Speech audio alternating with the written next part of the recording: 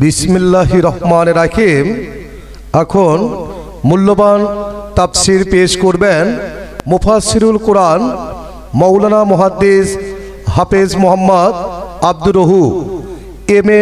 Master MM double title তাফসির ও হাদিস বিভাগ, খতিব কাতলাহার কেন্দ্র জামে মসজিদ, প্রধান শিক্ষক দারুল আরকাম ইবতেদায়ী মাদ্রাসা টিওরপাড়া, সোনারায় গাবতলী, বগুড়া। হুজুরের মোবাইল নাম্বার 01730208604। সন্তানকে তোমার হাতে উঠাইয়া দিতেছি। বোন হালিমা অনুরোধ করে বলতেছি, তুমি আমার সন্তানকে ভালোভাবে দেখাশোনা করবা।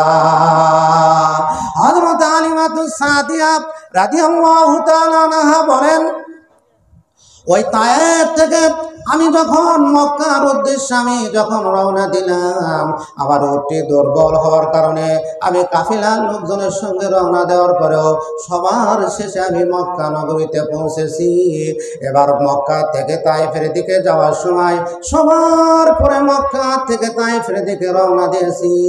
সবার পরে মক্কা থেকে তায়েফের দিকে রওনা দিলে হবে কি, দেখা গেল শিশু মুহাম্মদ সাল্লাল্লাহু আলাইহি ওয়াসাল্লামের বরকতে এবার হালিমা সবার আগে তায়েফ নগরী নিজ বাড়িতে পৌঁছে যায়। হযরতে হালিমা বলেন, একসঙ্গে রওনা দেওয়ার পরেও আমি সবার পরে মক্কা নগরীতে পৌঁছেছি। আমার উটটি দুর্বল ছিল, আর মক্কা থেকে আমি যখন তায়েফের দিকে যাই, আমি আমার উটটি দুর্বল, উটটা এমন ভাবে তরুতাজা হয়ে গেল। আল্লাহ পাক আমাকে শিশু মুহাম্মদ সাল্লাল্লাহু আলাইহি সাল্লামের বরকতে সবার আগে আমি মক্কা থেকে তায়েফ নগরী নিজ বাড়িতে পৌঁছে যায়। বলেন সুবহানাল্লাহ। হযরত হালিমাতুস সাদিয়া রাদিয়াল্লাহু তাআলা আনহা বলেন, আমি শিশু মুহাম্মদ সাল্লাল্লাহু আলাইহি ওয়াসাল্লামকে ডান সাইডের স্তন পান করাইলাম। শিশু মুহাম্মদ সাল্লাল্লাহু আলাইহি ওয়াসাল্লাম তিনি তৃপ্তি সহকারে পান করলেন। বাম সাইডের স্তন তাকে পান করানোর জন্য আমি চেষ্টা করতেছি, বাম সাইডের স্তন তিনি কিছুতেই মুখে নিচ্ছেন না। বলেন সুবহানাল্লাহ। ডান সাইডের স্তন তিনি পান করলেন, তৃপ্তি সহকারে পান করলেন, বাম সাইডের স্তন কেন তিনি মুখে নিচ্ছেন না? নিশ্চয় একটি কারণ রয়েছে। ওই হালিমার নিজস্ব একজন শিশু সন্তান রয়েছে। বিশ্ব নবী, দয়ার নবী, মার নবী, রাহমাতুল লিল আলামিন তিনি যদি উভয় সাইডের স্তন পান করেন, তাহলে হালিমার শিশু সন্তান, ওই শিশু সন্তানের বড় কষ্ট হইবে। তিনি হলেন রাহমাতুল লিল আলামিন। আজকে যদিও শিশু মুহাম্মদ সাল্লাল্লাহু আলাইহি ওয়াসাল্লাম শিশু হওয়ার কারণে তিনি কথা বলতে পারছেন না, যদিও তিনি কথা বলতে পারছেন না, তবুও তিনি এক সাইডের স্তন পান করিয়া অপর সাইডের স্তন পান না করিয়া তিনি এটাই বুঝাইতে চেয়েছেন, যেহেতু আমি এক সাইডের স্তন পান করেছি, অপর সাইডের স্তন আমি আমার দুধের জন্য বরাদ্দ করে দিলাম। বলেন সুবহানাল্লাহ। আল্লাহ পাক রব্বুল আলামিন বলেন 17 পারা সূরাতুল আম্বিয়ার 107 নম্বর আয়াতে আমাদের নবী করিম সাল্লাল্লাহু আলাইহি ওয়াসাল্লামের প্রশংসা করেন। আল্লাহ রাব্বুল আলামিন বলেন, বিসমিল্লাহির রাহমানির রাহিম ওয়া মা আরসালনাকা ইল্লা রাহমাতাল লিল আলামিন। আল্লাহ পাক রব্বুল আলামিন বলেন, গোটা পৃথিবীর জন্য আমি আল্লাহ আমার রাসূলকে রহমত স্বরূপ নাযিল করেছি, প্রেরণ করেছি। বলেন সুবহানাল্লাহ। আল্লাহ রাব্বুল আলামিন আমাদের নবীজির বরত্ব, মহত্ব, উদারতা, বদান্যতা, নম্রতা ও ভদ্রতা ও শিষ্টাচারিতা সম্পর্কে আল্লাহ রাব্বুল আলামিন 29 পারা 2 নম্বর সূরা সূরাতুন নূন কলম সূরাতুন নূন কলমের 4 নম্বর আয়াতে আল্লাহ রাব্বুল আলামিন নবীজির বরত্ব, মহত্ব, উদারতা, বদান্যতা, ভদ্রতা ও নম্রতা সম্পর্কে স্বয়ং আল্লাহ রাব্বুল আলামিন নিজে তার ধর্তহীন ভাষায় কোরআনে ঘোষণা করেন, বিসমিল্লাহির রহমানির রহিম ওয়া ইন্নাকা লাআলা খুলুকিন আযীম। আল্লাহ রাব্বুল আলামিন নিজে বলেন, ওয়া ইন্নাকা লাআলা খুলুকিন আযীম, হে রাসূল নিশ্চয় আপনি সুমহান উদার চরিত্রের অধিকারী। বলেন সুবহানাল্লাহ। আজকে 37টি গুরুত্বান দেখেন সুন্দরভাবে বুঝে দিল যে ভাই ভাই জমির কেসাল কিভাবে মীমাংসা করলে ভালো হয়। আল্লাহ রাব্বুল আলামিন আমাদের রাসূলের ভিতর নবীর নামে নাম, নবীর মতামত, তার নাম হলো উম্মাত। রাসূলের আদর্শ আমরা যদি গ্রহণ করি তাহলে আমাদের এই সমাজে কেসাল থাকবে না, মারামারি, হানাহানি, কলহ বিবাদ, দাঙ্গা বা হাঙ্গামা থাকবে না। আমরা রাসূলের আদর্শ গ্রহণ না করার কারণে আমাদের সমাজে দুঃখ দুর্দশা, পশ্চাৎপদতা, দুর্নীতি, সন্ত্রাস, স্বৈরাচার, অত্যাচার, অনাচার, পাপাচার, দুরাচার, অন্যায়, অবিচার, জুলুম, নির্যাতন, হাকার, সর্বোপরি জাতীয় অশান্তি আমাদের এই সমাজে দিন দিন বৃদ্ধি পাচ্ছে। বলেন ঠিক কি ব্যাঠিক? আর আমাদের নবী কি করলেন? হযরত হালিমাতুস সাদিয়া রাদিয়াল্লাহু তাআলা আনহার ডান সাইডের স্তন তিনি পান করলেন। বাম সাইডের স্তন পান করার জন্য তিনি চেষ্টা করতেছেন। ডান সাইডের স্তন তিনি তৃপ্তি সহকারে পান করলেন। বাম সাইডের স্তন পান করানোর জন্য চেষ্টা করতেছেন। বাম সাইডের স্তন পান করা তো দূরের কথা, কিছুতে তিনি মুখে নিচ্ছেন না। বলেন সুবহানাল্লাহ। ডান সাইডের স্তন পান করলেন, বাম সাইডের স্তন কেন মুখে নিচ্ছেন না? ওই হালিমা নিজস্ব একজন শিশু সন্তান রয়েছে, নবী মুহাম্মদুর রাসূলুল্লাহ সাল্লাল্লাহু আলাইহি ওয়াসাল্লাম। আজকে তিনি যদিও শিশু হওয়ার কারণে তিনি কথা বলতে পারছেন না, তবুও তিনি এক সাইডের স্তন পান করিয়া অপর সাইডের স্তন পান না করিয়া তিনি এটাই বুঝাইতে চেয়েছেন, যেহেতু আমি এক সাইডের স্তন পান করেছি, অপর সাইডের স্তন আমি আমার দুধ ভাইয়ের জন্য বরাদ্দ করে দিলাম। হযরত হালিমাতুস সাদিয়া রাদিয়াল্লাহু তাআলা আনহার ব্যবসা ছিল বকরি ময়দানে চরণ করিয়া, বকরির দুধ দহন করিয়া বাজারে বিক্রয় করিয়া তিনি সংসার পরিচালনা করতেন।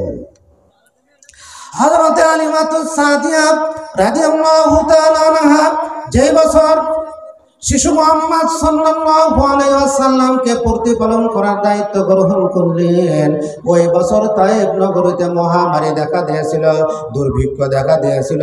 এমন দুর্ভিক্ষ দেখা দিয়েছিল গাছপালা, তরুলতা, উদ্ভিদ সব কিছু শুকিয়ে গিয়েছিল। এমনকি চতুষ্পদ জন্তু খাওয়ার মতো কেল্লা ঘাস, দুবলা ঘাস, বিভিন্ন প্রকারের ঘাস, এই ঘাস পর্যন্ত শুকিয়ে একবারে শুকনা খড়কুটার পরিণত হয়ে গিয়েছিল। হযরত হালিমাতুস সাদিয়া রাদিয়াল্লাহু তাআলা আনহা পেরেশান হয়ে গেলেন। একদম দুর্ভিক্ষ দেখা দিয়েছে, উপরন্তু বাড়িতে একজন নতুন মেহমান নিয়ে আসলাম, আমার সংসার কিভাবে পরিচালনা হবে? কিন্তু যে মাত্র শিশু মুহাম্মদ সাল্লাল্লাহু আলাইহি ওয়াসাল্লামকে প্রতিপালন করার দায়িত্ব হযরত হালিমাতুস সাদিয়া রাদিয়াল্লাহু তাআলা আনহা গ্রহণ করলেন, আল্লাহ রাব্বুল আলামিন সর্বদিক থেকে ওই হালিমার প্রতি রহমত এবং বরকত নাযিল করা শুরু করলেন। বলেন সুবহানাল্লাহ। হযরত হালিমাতুস সাদিয়া রাদিয়াল্লাহু তাআলা আনহার বকরির পালগুলি ময়দানের ভিতর যায়, বকরির পালগুলি ময়দানের ভিতর যাইয়া ওই শুকনা খড়কুটা খায়, ওই শুকনা ঘাস খায়া পাথর চাটিয়া চাটিয়া সন্ধ্যার সময় বাড়িতে ফিরে আসে। কিন্তু দেখা গেল কিছুদিনের ভিতর দেখা গেল এলাকার ভিতর সবচেয়ে তরতাজা বকরির পাল হযরত হালিমাতুস সাদিয়া রাদিয়াল্লাহু তাআলা আনহার বলেন সুবহানাল্লাহ।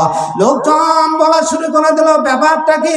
দুর্ভিক্ষের কারণে গাছপালা, তরুণতা, উদ্ভিদ সব কিছু শুকিয়ে গিয়েছে, কেল্লা ঘাস, দুবলা ঘাস সব কিছু শুকিয়ে গিয়েছে, আমাদের তরুতাজা বকরির পালগুলি দিন দিন শুকিয়ে যায়, আর হালিমার বকরির পালগুলি দিন দিন তরুতাজা হয়ে যায়। ব্যাপারটা কি? হালিমা কোন ময়দানে বকরি চড়ায়, হালিমা কোন মাঠে বকরি চড়ায়, আমরাও হালিমার সঙ্গে একই ময়দানে বকরি চড়াইবো, একই মাঠের ভেতর বকরি চড়াইবো।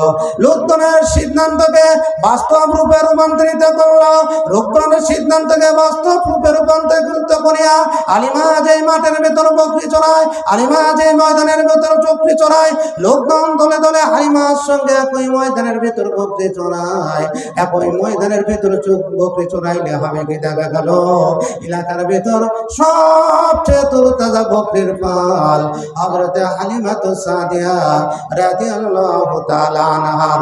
জোরে জোরে বলেন সুবহানাল্লাহ। দেওয়ার মালিক কে? বলেন, দেওয়ার মালিক কে? আল্লাহ। বলেন সুবহানাল্লাহ। ওয়াল্লাহু খায়রুর রাযিকিন।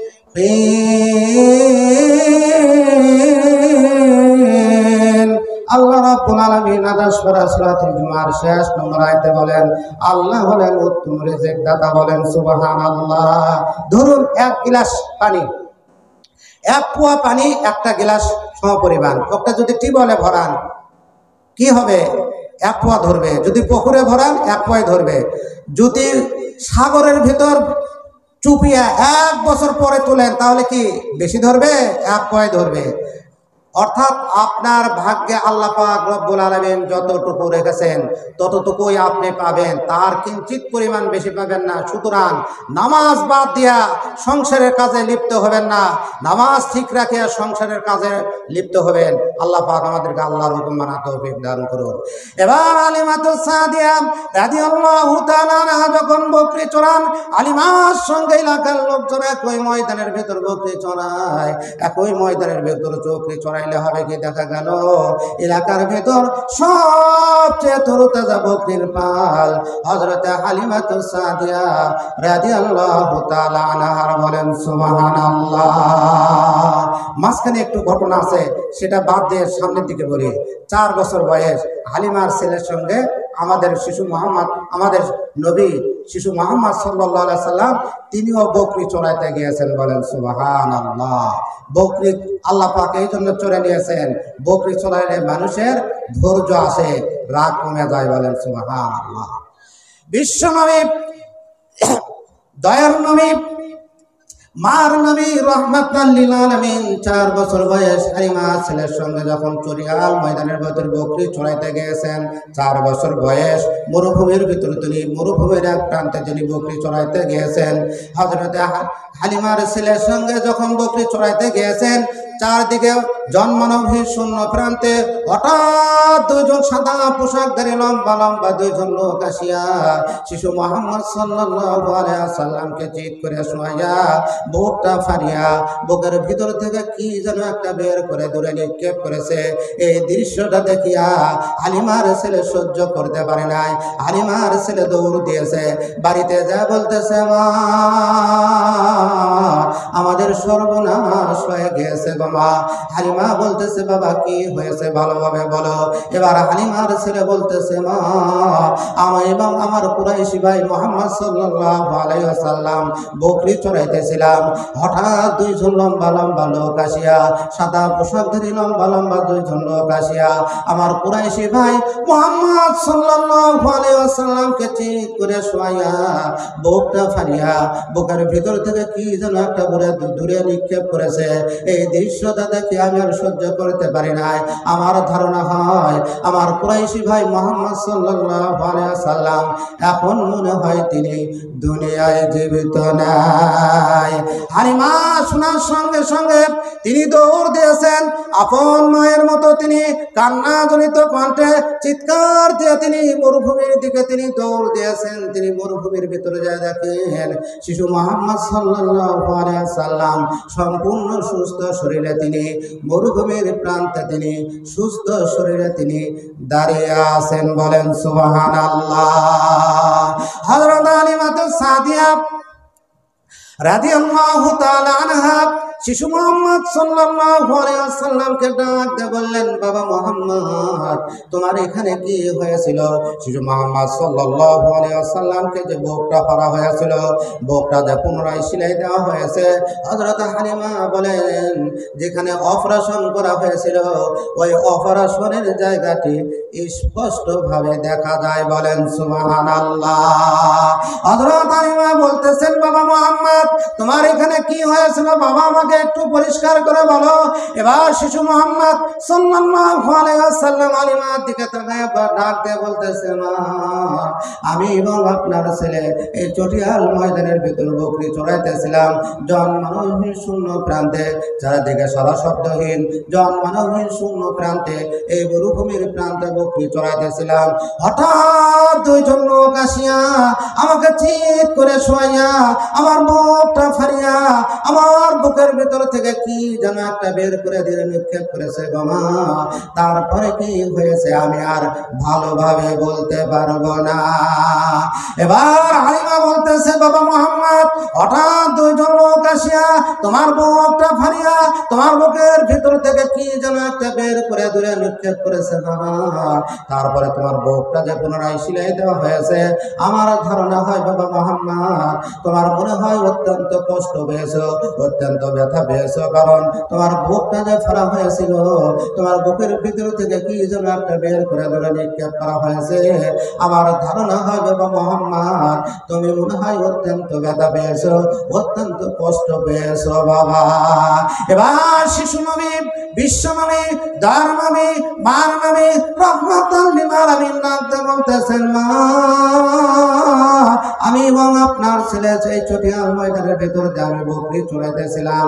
হঠাৎ দুইজন লোক আসিয়া আমাকে চিৎ করিয়া শোয়াইয়া আমার বুকটা ফাড়িয়া আমার বুকের ভিতর থেকে কি যেন বের করে দূরে নিক্ষেপ করেছে মা। আমি শুরু থেকে দেখেছি গো মা, কিন্তু আমার কোনো প্রকার কোনো কষ্ট হয় নাই, কোনো প্রকার আমি কোনো ব্যথা পাই নাই। বলেন সুবহানাল্লাহ। ওই দুইজন লোক ছিল আল্লাহর ফেরেশতা। বলেন সুবহানাল্লাহ। এবার হালিমাতুস সাদিয়া রাদিয়াল্লাহু তাআলা আনহা 5 বছর বয়সে শিশু মুহাম্মদ সাল্লাল্লাহু আলাইহি ওয়াসাল্লামকে তার মা আমিনার নিকটে যখন ফেরত দিতে গেলেন, হযরত আমিনা হালিমাকে বিশেষ একটি উপুর হুকুম দিতেছেন। এবার হালিমা বলতেছেন, বোন আমিনা, আমাকে কোনো উপুর হুকুম দিতে হবে না, আমাকে কোনো বিনিময় দিতে হবে না। তোমাকে অনুরোধ করে বলতেছি, নিশ্চয় তোমার এই সন্তান ভবিষ্যতে একজন মহামানব হবে, আমাকে কোনো উপুর হুকুম দিতে হবে না। যখন থেকে আমি আমার অবস্থা দুর্বল ছিল, যে মাত্র তোমার এই সন্তান শিশু মুহাম্মদ সাল্লাল্লাহু আলাইহি ওয়াসাল্লামকে প্রতিপালন করার দায়িত্ব আমি গ্রহণ করেছি, তখন থেকে আমার আল্লাহ পাক রব্বুল আলামিন আমার প্রতি রহমত এবং বরকত নাযিল করা শুরু করেছেন। হযরত হালিমা বলেন, আমি আমার অবস্থা দুর্বল ছিল, এলাকার ভিতর আমি গরিব মানুষ ছিলাম, এলাকার ভিতর আমি সবচেয়ে গরিব মানুষ ছিলাম। শিশু মুহাম্মদ সাল্লাল্লাহু আলাইহি ওয়াসাল্লামের প্রতিপালন করার বরকতে বর্তমানে আমার অবস্থা এলাকার ভিতর শীর্ষস্থানীয় ধনী ব্যক্তিদের ভিতর আমিও একজন ধনী ব্যক্তি। বলেন সুবহানাল্লাহ। আমাকে কোনো উপঢৌকন দিতে হবে না। বলেন সুবহানাল্লাহ। এবার হযরত আমিনা বহুদিন পরে যখন শিশু মুহাম্মদ সাল্লাল্লাহু আলাইহি ওয়াসাল্লামকে যখন কোলে পেলেন, অত্যন্ত খুশি হয়ে গেলেন। তার শ্বশুর আব্দুল মুত্তালিবের নিকটে বললেন, আমার এই সন্তানকে লইয়া তার নানার বাড়ি মদিনায় থেকে আমি একটু বেরিয়ে আসতে চাই। আব্দুল মুত্তালিব বললেন, ঠিক আছে, তুমি বেরিয়ে আসো। বিশ্ব নবী, দার নবী, মান নবী, রাহমাতাল লিল আলামিন যেদিন তিনি মদিনায় যাবেন নানার বাড়িতে বেড়ানোর জন্য, তার আগের দিন বিকাল বেলা সমবয়সী ছেলেদের সঙ্গে তিনি ময়দানে খেলতে গিয়েছেন। আল্লাহর নবী তিনি সরাসরি কোনোদিন খেলেন নাই, প্রকৃতপক্ষে তিনি খেলা দেখার জন্য গিয়েছিলেন। যে সময় শিশু মুহাম্মদ সাল্লাল্লাহু আলাইহি ওয়াসাল্লাম ময়দানের ভিতর বিকাল বেলা খেলা দেখতে গিয়েছেন। সববয়সী ছেলেদের সঙ্গে ময়দানের ভিতর তিনি খেলা দেখতে গিয়েছিলেন। ওই সময় ওই দিন মক্কার একদল বণিক কাফিলা সিরিয়া থেকে ব্যবসা করিয়া তিনি মক্কার উদ্দেশ্যে তারা ফিরে আসতেছিলেন। সে সময়কার নীতি ছিল মক্কার লোকেরা বাইরে বিশ্বে 6 মাস, 1 বছর, 1.5 বছর, 2 বছর পর্যন্ত ব্যবসা করিয়া অতঃপর তারা দেশে ফিরতেন, মক্কায় ফিরতেন। যেমন আমাদের বাংলাদেশের লোক বাহির বিশ্বে বহুকাল পর্যন্ত 3 বছর, 5 বছর, 7 বছর, 10 বছর তারা বাহির বিশ্বে চাকরি করিয়া ফিরে। শিশু মুহাম্মদ সাল্লাল্লাহু আলাইহি ওয়াসাল্লাম যেদিন আমার বাড়িতে যাবেন, আগের দিন বিকাল বেলা তিনি সমবয়সী ছেলেদের সঙ্গে তিনি খেলতে গিয়েছিলেন। আসলে তিনি খেলা দেখতে গিয়েছিলেন। সেদিন মক্কার একদল বণিক কাফিলা সিরিয়া থেকে ব্যবসা করিয়া কয়েক মাস পরে তারা মক্কার দিকে রওনা দিয়েছে। সেদিন তারা মক্কাতে যখন পৌঁছে, সমবয়সী ছেলেরা দূর থেকে যার যার পিতাকে চিনতে পেরেছে। পিতার সঙ্গে বহুদিন পরে দেখা সাক্ষাৎ করার জন্য, পিতার আদর স্নেহ নেওয়ার জন্য, পিতার সঙ্গে কথা বলার জন্য সমবয়সী খেলার সাথীরা সবাই রাস্তার পাশে সারিবদ্ধভাবে দাঁড়িয়ে গেছে। এতিম নবী, বিশ্ব নবী, দার নবী, মারুম নবী, রাহমাতাল লিল আলামিন, তিনিও রাস্তার পাশে সারিবদ্ধভাবে সমবয়সী ছেলেদের সঙ্গে তিনিও সারিবদ্ধভাবে দাঁড়িয়ে গেছেন। তিনি ভাবছেন তার পিতা আসবেন, তাকে বাবা মোহাম্মদ বলিয়া ডাক দিবেন। কিন্তু দেখা গেল যার যার পিতা আসিয়া তার সন্তানকে কত আদর স্নেহ করলো, কত মায়া মমতা করলো, কত কিছু খাইতে দিল, কোলেতে লইয়া উটের উপর সওয়ার হইয়া কত আনন্দে শহীদ বাড়ির দিকে ফিরে গেল।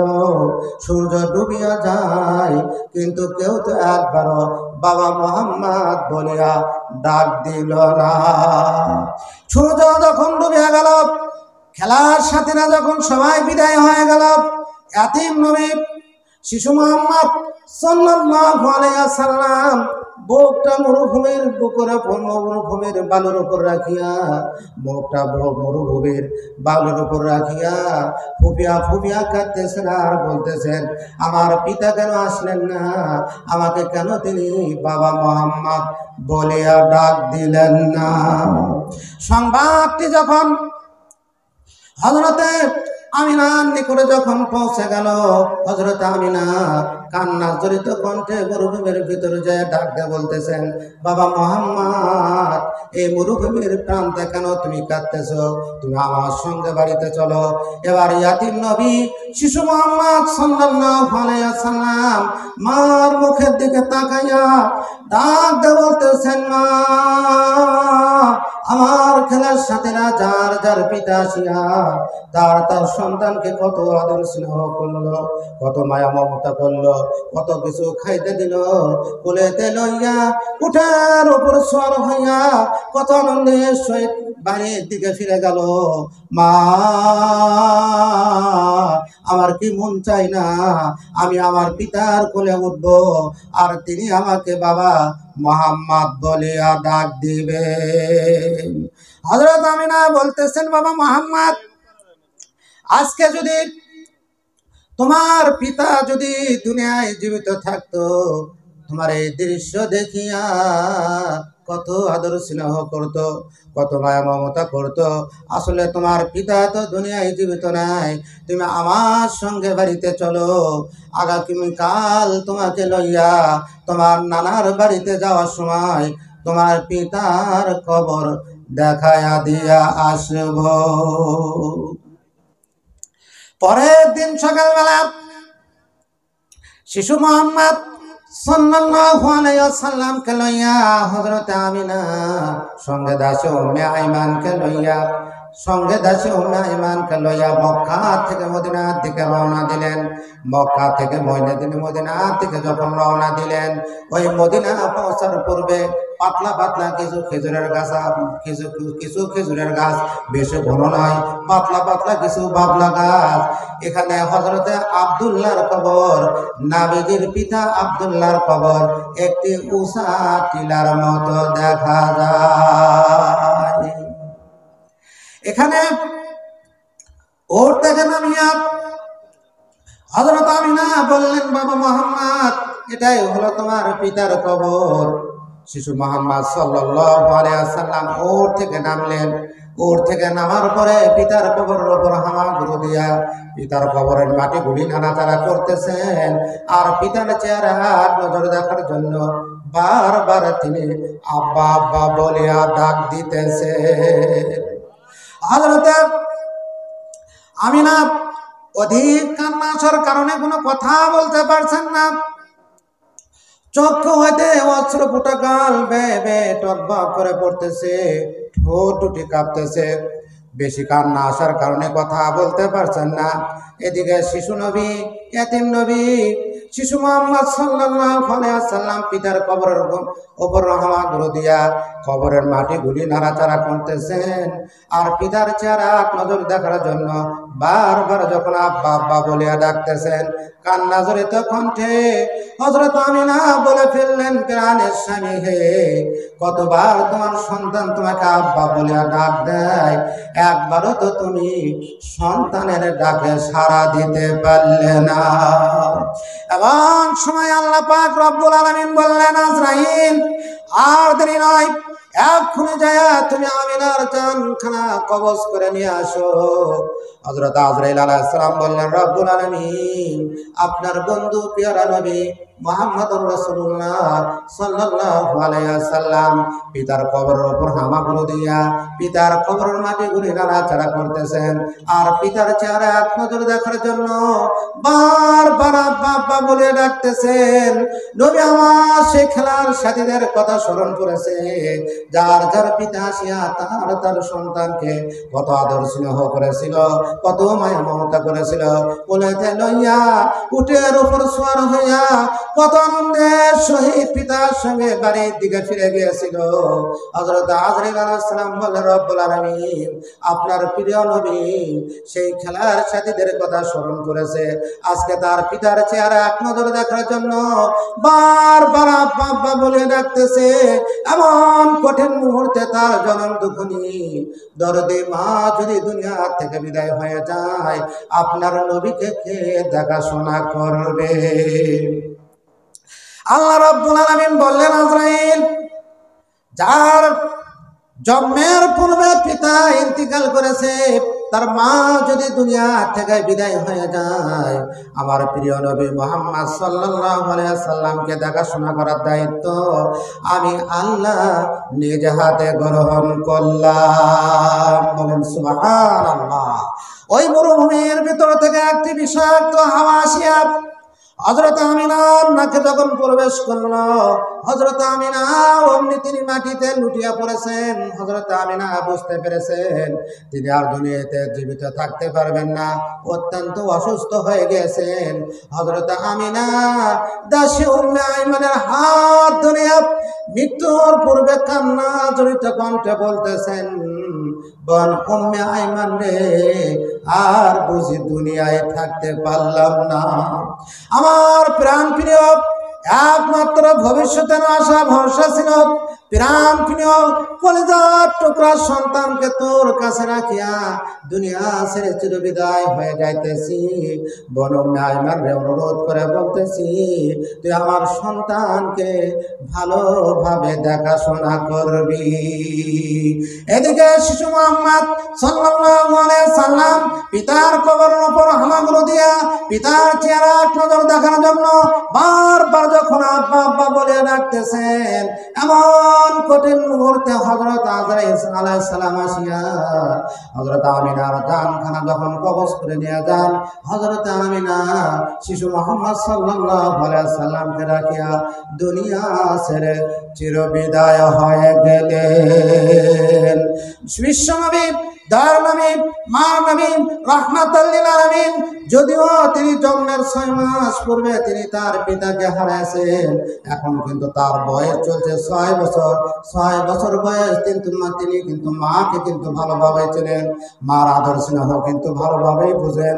হযরত আমিনা যখন দুনিয়া ছেড়ে চিরবিদায় হয়ে গেলেন, এতিম নবী মুখটা মার বুকের উপর রাখিয়া ফুফিয়া ফুফিয়া কাঁদিয়া বলতেছেন, মা মা, এতক্ষণ পর্যন্ত কতবার আব্বাকে ডাকলাম, একবারও ডাকে সাড়া পেলাম না। এখন দেখি তুমিও কথা বলছো না গো মা। মা, তুমি কেন কথা বলছো না গো মা? তুমি আমার কথার জবাব দাও। এমন কঠিন মুহূর্তে হযরত উম্মে আইমান, দাসী উম্মে আইমান ডাকতে বলতেছেন, বাবা মোহাম্মদ, তোমার মাকে ডাকিয়া আর লাভ হবে না। আর কোনোদিন তোমার মা তোমার কথার জবাব দিতে পারবে না, তোমার ডাকে সাড়া দিতে পারবে না। আজ থেকে মা বলে যদি ডাক দিতে হয়, তুমি আমাকে মা বলে ডাক দিবা। শিশু মুহাম্মদ সাল্লাল্লাহু আলাইহি ওয়াসাল্লাম নানার বাড়ি তার যাওয়া হলো না। উম্মে আইমানের সঙ্গে তিনি মক্কার দিকে ফিরে আসতেছেন। বলেন সুবহানাল্লাহ।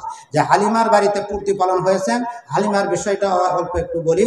হযরত হালিমাতুস সাদিয়া রাদিয়াল্লাহু তাআলা আনহা বিশ্বনবী যখন নবুয়ত প্রাপ্ত হলেন, মদিনায় নবী করিম সাল্লাল্লাহু আলাইহি ওয়াসাল্লাম মসজিদে নববীতে বসেছিলেন, সাহাবাদেরকে ওয়াজ করতেছেন। এমন সময় কালো একজন বৃদ্ধা মহিলা, জীর্ণ শীর্ণ কালো একজন বৃদ্ধা মহিলা ওর থেকে নামিয়া নবী করিম সাল্লাল্লাহু আলাইহি ওয়াসাল্লামের সামনে উপস্থিত হইলেন। বলেন সুবহানাল্লাহ। রাহমাতাল লিল আলামিন দুধ মাকে দেখিয়া কি করলেন? নিজের গায়ের চাদরখানা হালিমাতুস সাদিয়া রাদিয়াল্লাহু তাআলা আনহাকে সম্মান করার জন্য, হালিমাতুস সাদিয়া রাদিয়াল্লাহু তাআলা আনহাকে বসার জন্য সম্মানার্থে তাকে তিনি বিছায়া দিলেন। বলেন সুবহানাল্লাহ। অতঃপর তিনি যখন বিদায় হয়ে যান, সাহাবারা জিজ্ঞেস করলেন, ইয়া রাসূলুল্লাহ, ইয়া হাবিবাল্লাহ, আমরা বুঝতে পারলাম না সাধারণ বৃদ্ধা একজন মহিলার এত কেমন ফজিলত, তার কি মর্যাদা আমরা চিনতে পারি নাই। এবার বিশ্বনবী, দয়ার নবী, মার নবী রাহমাতাল লিল আলামিন বললেন, আমার সাহাবীগণ, আমার জন্মের পরে আমার মার আদর স্নেহ তেমন আমার নসিবে জুটে নাই, আমার মায়ের আদর স্নেহ তেমন আমি পাই নাই। যার কোলে কাকে চড়িয়া, যার দুধ পান করে আমি ছোটবেলায় প্রতিপালিত হয়েছি, ছোটবেলায় আমি বড় হয়েছি, ইনি হলেন আমার সেই দুধ মা হযরতে হালিমাতুস সাদিয়া রাদিয়াল্লাহু তাআলা আনহা। বলেন সুবহানাল্লাহ। এই জন্য আমার সামনে যে ছোট বাচ্চারা দেখতেছি, মায়ের খিদমত করবেন। আমাদের নবী করিম সাল্লাল্লাহু আলাইহি সাল্লাম তিনি মায়ের খিদমত করেছেন এবং আল্লাহর রাসূল বলেন, ক্বালান নবিয়্যু সাল্লাল্লাহু আলাইহি ওয়াসাল্লাম, রিদার রাব্বি ফি রিদাল ওয়ালিদাইন ওয়া সাকতুর রাব্বি ফি সাকতিল ওয়ালিদাইন। পিতা মাতা যদি সন্তুষ্ট থাকে তাহলে আল্লাহ রাব্বুল আলামিন সন্তুষ্ট থাকবেন, আর পিতা মাতা যদি অসন্তুষ্ট হয়ে যায় তাহলে আল্লাহ রাব্বুল আলামিন কিন্তু নামাজ রোজা হজ যাকাত করার পরেও, হজ যাকাত প্রদান করার পরেও তো আল্লাহ রাব্বুল আলামিন কিন্তু অসন্তুষ্ট হয়ে যাবেন। বলেন নাউজুবিল্লাহ। বাইজিদ বুস্তামি 9 বছর বয়স, এই শিশু বাচ্চারা, বাইজিদ বুস্তামি আপনাদের মতো 9 বছর বয়স বাইজিদ বুস্তামি এই শীতের কালে তার মা গভীর রাত্রিতে বলতেছে, বাবা বাইজিদ, তুমি আমাকে কিছু পানি পান করাও। হযরত বাইজিদ বুস্তামি রহমতুল্লাহ আলাইহি তিনি তালাশ করলেন, তালাশ করার পরে তিনি বাড়িতে পানি পাইলেন না। বহু তালাশ করার পরে তিনি বাড়িতে পানি পাইলেন না, দৌড় দিয়েছেন, দূর থেকে পানি লইয়া আসে দেখেন বাইজিদ বুস্তামির মা ঘুম এসেছেন। হযরত বাইজিদ বুস্তামি রহমতুল্লাহ আলাইহি তিনি আর তার মাকে ডাক দিলেন না, গিলাস ভর্তি পানি লইয়া মার পাশে তিনি সারা রাত পর্যন্ত দাঁড়ায়া ছিলেন। বলেন সুবহানাল্লাহ। গভীর রাতে উঠিয়া বাইজিদ বুস্তামির মা দেখেন ছোট্ট বাইজিদ গিলাস ভর্তি পানি লইয়া তার পাশে দাঁড়িয়ে আছে, শীতে কাঁপতেছে। এবার মা বলতেছে, বাবা বাইজিদ, এই সামান্য পানির জন্য তুমি এত কষ্ট করলে, ইচ্ছা করলে তুমি তো ঘুম আসতে পারতে, এই সারা রাত পর্যন্ত গ্লাস ভর্তি পানি লইয়া কেন তুমি আমার পাশে দাঁড়াইয়াছিলে? এবার ছোট্ট বাইজিদ মার মুখের দিকে তাকাইয়া ডাকতে বলতেছে, মা, আপনি যখন আমার থেকে পানি চেয়েছেন গো মা, আমি তালাশ করার পরে বাড়িতে কোনো পানি পাই নাই, আমি দৌড় দিয়েছি, দূর থেকে পানি লইয়া আসে দেখি আপনি ঘুম এসেছেন গো মা। আপনাকে যদি ঘুম থেকে ডাক দেয় গো মা, আপনার ঘুমের ব্যাঘাত ঘটবে, আপনার বড় কষ্ট হইবে, আপনার যেন কষ্ট না হয় গো মা। এই জন্য আমি বাইজিদ পানি লইয়া সারা রাত পর্যন্ত আপনার পাশে দাঁড়াইয়াছিলাম। বলেন সুবহানাল্লাহ। বাইজিদ মুস্তামির মা কেমন আল্লাহওয়ালা বান্দি ছিলেন, বাইজিদ মুস্তামির মা কেমন পরহেজগার বান্দি ছিলেন।